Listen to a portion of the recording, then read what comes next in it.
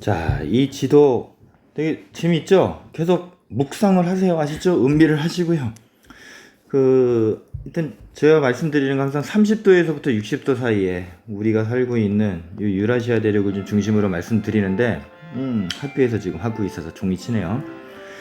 여기에서 사람들이 주로 이동하는 거는 이제 물론 이제 바다로도 갔지만 대륙을 통해서 이제 많이 이동을 하게 됐고, 대륙을 이동할 때 아래 위로 진출을 하는 과정에서 장벽이 되었던 보이지 않는 장벽들이 뭐였다? 아래로는 전염병 장벽이 있었고 위에는 얼음 장벽이 있었다. 그 전염병 장벽에는 대표적으로 콜레라, 말라리아, 황열병이 있었다. 수면병도 있고 뭐 그래요. 그리고 이 북반구 쪽에 또 유행이었던 그 전염병도 참고로 알아두자. 패스트, 그다음에 천연두, 콜레라, 인플루엔자 이렇게가 있다. 여기서 또 이 전염병에 대해서 알고 넘어가지 않을 수가 없죠. 좀 잠깐 아주 그냥 전문적이진 않지만 꼭 필요한 지식, 우리가 세계 지도에서 정말 인사이트를 얻기 위한 최소한의 지식, 그거에 대해서 간단하게 지금 먼저 말씀을 드리겠습니다. 좀 메모해 두시면 좋을 것 같아요. 일단은 여러분들 그 전염병이라고 하는 건 기생생물이라는 거죠. 기생이라고 하는 거를 좀 아셔야 될 것 같아요. 이제 뭐 공생도 있고요. 기생도 있는데 공생이라는 건 뭐예요? 일단 두 놈이 있어요. A라고 하는 놈과 B라고 하는 놈이 있는데 두 놈이 함께 사는 거예요. 함께 잘 사는 거예요. 함께 잘 사는 거예요. 함께 잘 살아요. 서로에게 도움을 주면서 이득이 되면서 사는 게 공생인데, 기생이라고 하는 거는 뭐냐면 한 놈이 다른 한 놈을 어때요? 거의 피 빨아먹는 거죠. 일방적으로. 우리 기생충 생각하시면 될 것 같아요. 얘한테 A는 B한테 전혀 도움이 안 되는데 얘한테 그냥 거의 피 빨아먹고 사는 이런 놈이죠. 먹을 거를 얻기도 하고 또는 살 곳을 얻기도 하고 기생충의 그 진짜 정말 딱 그런 것 같네요. 먹을 거를 얻기도 하고 살 장소를 얻기도 하고, 얘가 이제 그 A의 살 장소가 됐을 때 얘가 숙주라고 해요. 숙박주인 숙주, 여관이 되기도 해요. 거처가 되기도 하죠.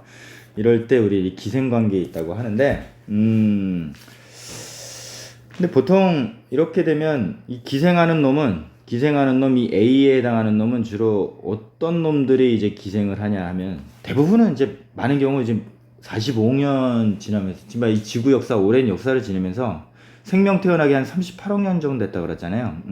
그러면서 참 많은 경우가 이제 공생이 같이 더불어 살게 됐어요. 근데 일부는 아직까지도 일방적으로 피 빨아먹는 이런 기생생활을 하는 경우가 많은데, 요것들이 주로 이제 전염병을 일으키죠, 우리한테. 기생하는 기생생물로는 크게 세 가지가 있습니다. 하나는 이제 바이러스가 있고요. 그 다음에 세균이 있어요. 그 다음에 원생생물이 있어요. 이거는 원생생물은 거의 벌레 수준이라고 보시면 되는데, 어떻게 보면 크기로 구분한다라고 보셔도 되게 이해하기 편하실 것 같아요. 가장 작은 놈이 뭐죠? 맞아, 바이러스죠. 바이러스는 거의 생명체라고도 할 수 없을 정도로 그냥 그 복제하는 복제품, 즉 DNA만 가지고 있는 뭐 이런 놈들이죠. 굉장히 작은 놈. 그 숙주에 딱 들어갔을 때 번식을 하면서 생명체 특성을 가지게 되는, 밖에 있을 때는 어때요? 그냥 단백질 결정체 같은 무생물이라고 할 수 있는 놈이죠. 그 다음에 세균이 있고요. 이 세균보다 훨씬 큰 게 바로 원생생물. 이렇게 전염병을 일으키는 기생생물, 즉 감염원이라고 또 얘기하는데, 감염의 근원, 내 몸에 들어와서 이제 감염을 일으키는, 전염병을 일으키는 놈, 세 개 종류로 있습니다. 크기로 따지면요, 세균은 바이러스로 치면, 바이러스를 우리 예를 들면은 사람으로 치면 세균은 어느 정도 크기냐면요, 보통 63빌딩 정도 크기라고 보시면 돼요. 이거를 사람으로 치면은 세균은 뭐라고요? 63빌딩 정도 크기라고요. 63빌딩 정도. 어마어마한 차이죠, 크기가. 원생생물하고 세균 차이도 거의 비슷해요. 세균을 사람으로 치면 원생생물은 우리 학교 건물, 5층짜리 건물이라고 보시면 돼요. 이 정도로 크기 차이가 있어요. 그러니까 감염에 전파되는 경로나 특성이 또 굉장히 달라지겠죠. 바이러스 전파되는 거, 기억하라 그랬죠? 뭐가 있죠? 이 7대 전염병 기억해 두세요. 패스트, 그 다음에 북반구 쪽에 패스트 있고, 또 뭐 있죠? 천연두 있다 그랬죠?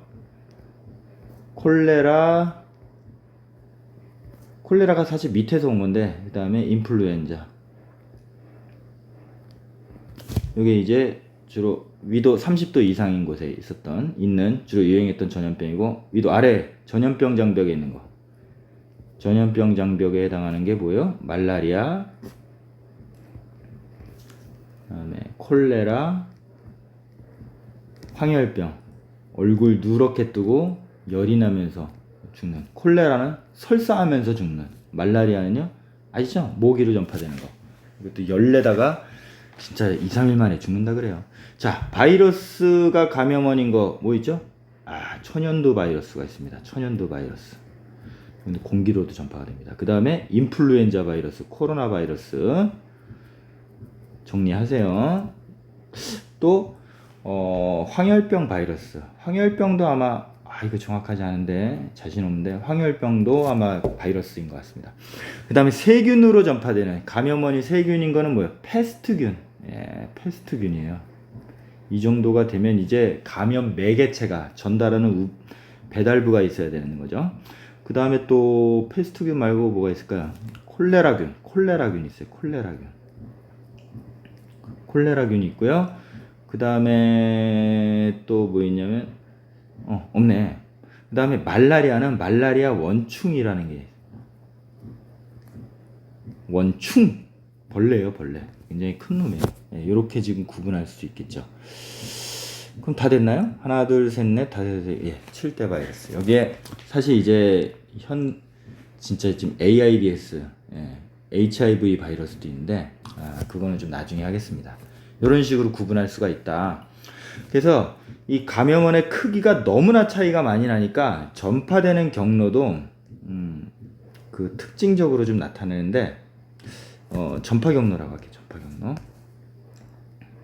전파되는 어떤 방법 경로로는 그 매개체가 있어요. 매개체가 그 매개체별로 전파를 어떻게 하는지에 대한 그 구분으로 세 가지를 또 한번 할 수 있는데, 하나는 이제 공기로 전파, 진짜 공기로 떠다녀서 전파되는 게 있고요. 그 다음에 물로, 이건 수인성 질병이라고도 하거든요. 이렇게 지금 물에 의해서 전염이 되는 그런 전염병을 수인성 전염병이라는데, 물로 전파가 되는 경우도 있고, 또 예를 들면 동물을 통해서 전파가 되는 경우도 있어요. 공기 전파는요, 워낙 가벼운 놈이니까 떠다니겠죠.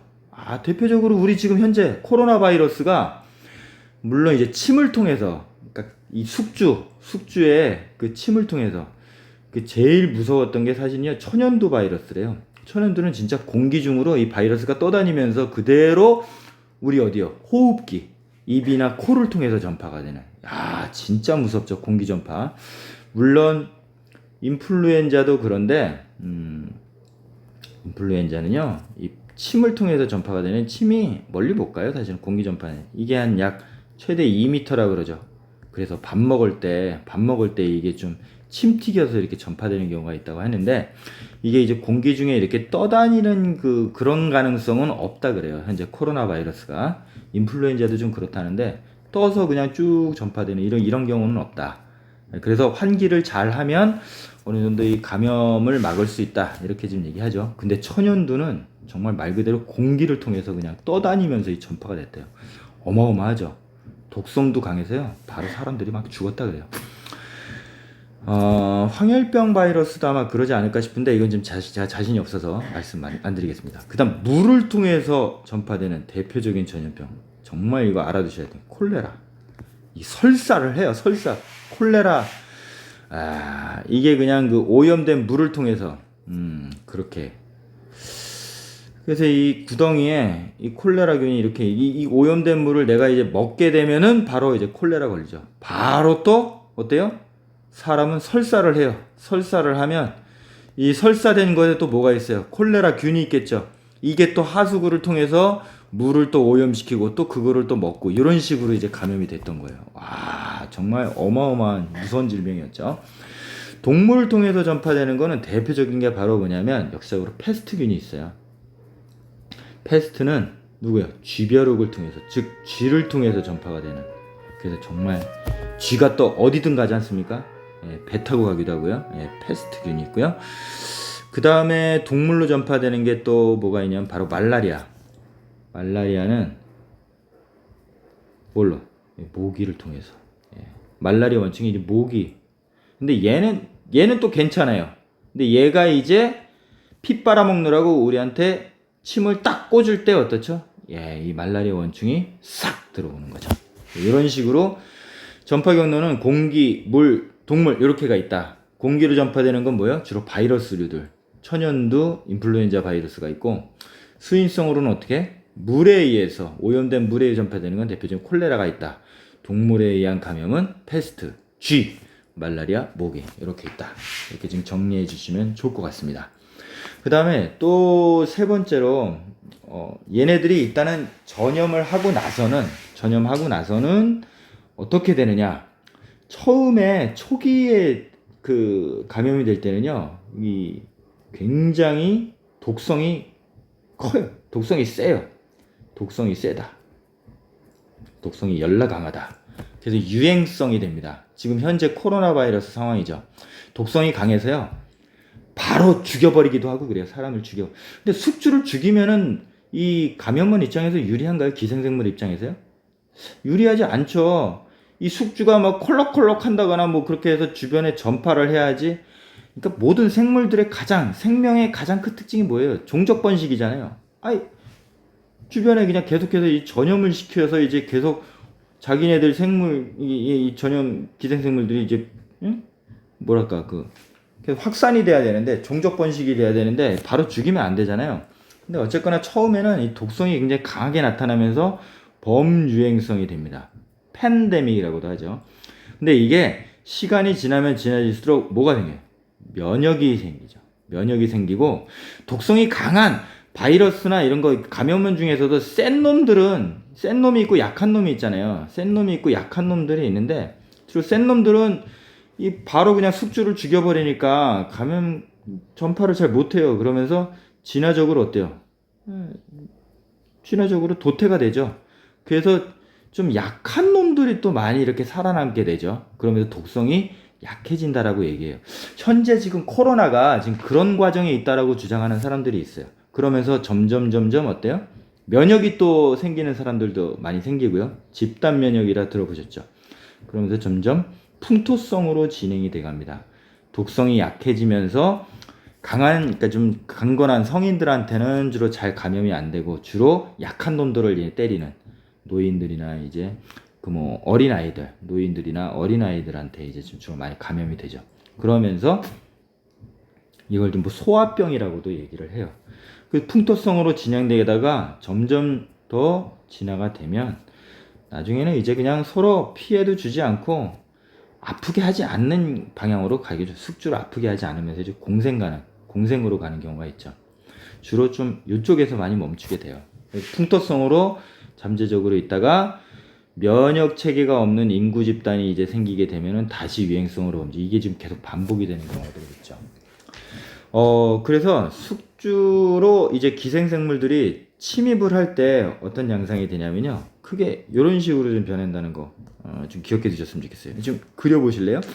자, 여기 선을 하나 쫙 그려주세요. 이렇게 쭉 선을 그려주세요.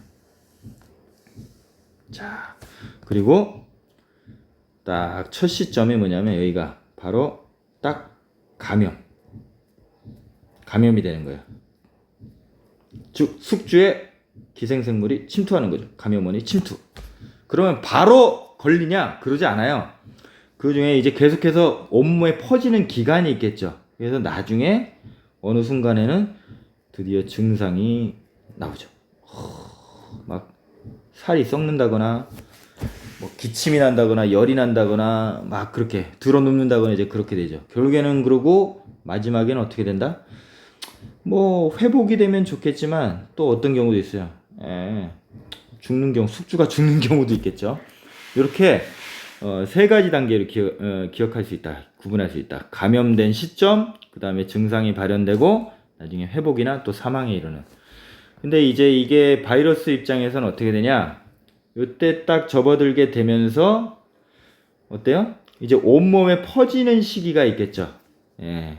쫙 세포, 그러니까 온몸의 곳곳으로 이제 퍼지는 시기가 있는데 이게 이제 배양기라고 얘기를 해요. 예, 온몸에 퍼지는 시기. 그리고 이 배양기가 어느 정도 시점이 지나면 이 숙주를 통해서 다른 쪽으로 전염이 되는, 뭐 기침을 통해서 이제 전염을 다른 숙주한테 전염을 시킬 수 있다거나, 아니면은 뭐 또 뭐 설사를 통해서 뭐 전염을 시킬 수 있다거나, 이제 전염이 될 수 있는 단계. 충분히 숙주 온몸에 퍼져가지고 이제는 다른 사람한테도 전염을 시킬 수 있는 단계까지 오는 이 전염기. 이렇게 지금 나뉩니다. 바이러스 입장에서는 어떻다고요? 온몸에 쭉쭉쭉쭉쭉 퍼지는 배양기. 그리고 이 배양기를 넘어서 이제 다른 숙주에게까지 전파가 될 수 있는 전염기. 이렇게 지금 나뉘는데, 요 위에 하고 아래 라인을 잘 이제 보시면요. 예를 들면 지금 이미 전염이 시작이 됐는데 아직 증상이 안 나타났어요. 지금 요 그림 보면요. 그리고 증상 발현되기까지 요 기간이 있죠. 요때는 숙주가 지가 전염이 됐는지 안 됐는지도 몰라요. 그러면서 계속 주변에 이렇게 전파가 되는 요런 시기가 있겠죠. 요 시기를 바로 뭐라고 하냐면은 이게 바로 잠복기인 거예요. 잠복기. 현재 그 코로나 바이러스는 잠복기가 어느 정도라고 그러죠? 길게는 6일에서 보통 이제 14일까지, 최대 14일까지로 지금 보고 있죠. 그러니까 지금 숙주가 증상이 없이 계속 돌아다니는 거예요. 그러면서 주변에 막 퍼뜨리는 거죠. 전염기. 예.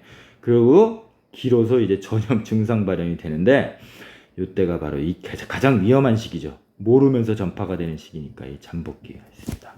이렇게 지금 구분하시면 되게 쉬울 것 같으세요. 아주 좀 이렇게 이해하기 편할 것 같으세요. 그럼 이 그래프도 되게 재미가 있는데, 여러 개 한번 경우의 수를 여러분들이 한번 좀 만들어 보셨으면 좋겠어요. 감염 시점에서 증상 발현에서 이제 회복 사망에 이르기까지 이렇게 지금 보면, 예를 들면 이런 것도 있겠죠. 배양기가 좀 더 길어서, 예를 들면은 이렇게 되는 경우가 있잖아요. 이렇게 되는 경우. 배양기, 전염기. 그러니까 증상이 미리 발현이 되는 거예요. 아직 전염이 되기도 전에. 그러면 조금 좀 안심이 되죠. 이 사람이 콜록콜록 하면서 이제 자가격리를 하기 시작하고 병원에 가거나 그렇게 됐고, 그러면은 주변 숙주한테 이제 전파를 많이 안 하겠죠. 이때가 좀 전염기가 되기 전에 증상이 발현되는 이런 시기는 좀 뭐라고 볼까요? 굉장히 독성이 강한 전염병인 경우. 그러니까 처음 만났을 때. 이 바이러스나 이 감염원이 숙주를 처음 만났을 때, 처음 감염이 될 때, 그때 서로가 익숙하지 않을 때 굉장히 독성이 강해지면서 사람을 많이 그냥 거의 죽여버리는 경우가 좀 많은, 이런 경우가, 즉 유행성이 될 경우가 이런 케이스가 많이 되는 것 같아요. 또 뭐 어떤 경우가 있죠? 아예 뭐 이런 경우도 있겠죠. 뭐 배양기하고 전염기가 이렇게 있는데, 배양기가 전염기가 있는데, 감염 시점에서부터 증상 발현이 되기까지가 뭐 예를 들면은 이렇게 좀 더 긴 경우, 증상 발현이 좀 긴 경우, 그리고 주로 이제 회복으로 되는 경우. 잠복기는 좀 길긴 하지만 잠복기가 길어질수록 또 되게 좀 위험하지 않을까요? 예. 이런 경우에 좀 독성이 좀 많이 약해지는 케이스가 아마 이렇게 되는 것 같아요. 전염은 되는데 증상은 좀 늦게 발현이 되고, 잠복기는 좀 길지만, 그렇지만 대부분 사망에 이르지 않고 좀 회복으로 가는 경우. 이런 경우는 주로 이제 좀 풍토성으로 정착이 되는 경우. 오랜 진화 과정을 거쳐서 숙주하고 감염원이 서로 좀 익숙해지는 이런 경우가 좀 이런 케이스가 될 수도 있겠죠. 그러니까 이 증상 발현이 또 제일 중요한데, 증상 발현과 전염기에 서로 어떻게 겹치느냐, 요거에 따라서 전염 양상이 되게 많이 달라지긴 하는 것 같아요. 예. 이렇게 좀 이해를 해주시면 좋을 것 같습니다. 자, 전염병에 대해서 잠깐 정리하죠. 전염병은 특히 기생 감염원 입장에서는 크게 바이러스, 세균 감염, 원생생물 감염이 있다. 7대 전염병, 인류와 가장 그 깊은 연관을 갖고 있는 7대 전염병을 기억해 두자. 근데 바이러스로 감염되는 경우 천연두 바이러스, 인플루엔자 바이러스, 황열병이 있다. 세균 감염으로는 패스트균, 콜레라가 있다. 그 다음에 원생생물로 감염되는 거는 바로 말라리아 원충이 있다. 그 다음에 전파 경로로 볼 때는 공기전파, 물, 동물 감염 이렇게가 있다. 공기전파는 주로 바이러스, 굉장히 가벼운 놈, 조그만 놈들이 감염이 많이 되겠죠. 천연두 바이러스와 인플루엔자 바이러스가 있다. 물로 감염이 되는 경우에는 주로 콜레라균이 있다. 예, 수인성 전염병이라고도 한다. 동물 감염으로는 대표적으로 피에스트, 쥐벼룩에 의한, 즉 쥐로 전파되는 패스트균이 있고 말라리아, 모기가 있다. HIV는 무슨 동물에 의해서 감염했다고도 뭐 얘기하는데 아무튼 그 다음에 그 진화적으로 볼 때 전염병은 유행성으로 갔다가 굉장히 독성이 강하고 숙주를 많이 죽이는 경우 유행성으로 가다가 점점 시간이 지날수록 세대가 지나갈수록 풍토성으로 정착되는 경향이 있다. 그리고 좀 더 진화가 되면 이제 공생관계로까지 간다. 서로 그렇게 그냥 막 증상이 막 심하게 발현되지도 않고 살짝 아픈 정도 뭐 이런 식으로 가는. 그렇게 될 때 이런 식으로 이 표를 좀 잘 기억해 두자. 예, 이렇게 좀 정리하면 되겠습니다. 이 세 가지 굉장히 중요한 상식이기 때문에 꼭 익혀두시기 바랍니다. 자주 못 보게 되면 어떻게 하라고요? 여러 번 보세요.